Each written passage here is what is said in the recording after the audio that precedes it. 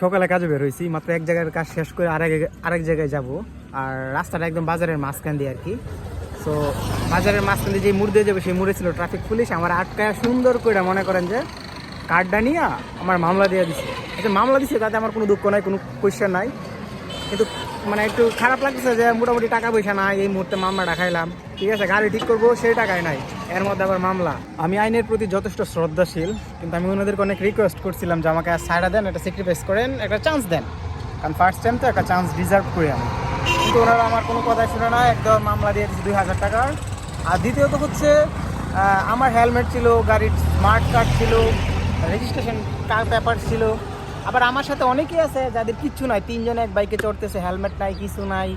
So ওনাদেরকে জিজ্ঞাসা করে নাই। আসলে এইরকম যারা আমার কাছে মনে হয় যারা কোম্পানিতে চাকরি করে, জব হোল্ডার আছে, ওদের প্রতি পুলিশদের দায়িত্বটা একটু বেশি।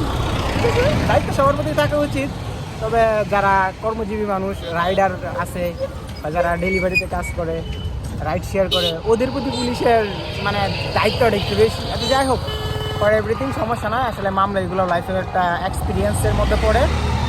ঠিক আছে, আলহামদুলিল্লাহ।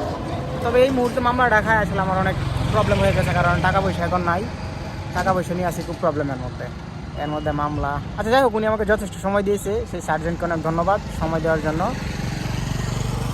ওকে, সো এই শিক্ষাটাও দরকার আছে, লাইফে নিউ এক্সপিরিয়েন্স। আলহামদুলিল্লাহ for everything. Okay, pray for me, যাতে সুস্থ থাকে, সুন্দর থাকে, গাড়িটা ভালো থাকে। এই তো মামলা কোনো ব্যাপার না, এগুলো হতেই থাকে।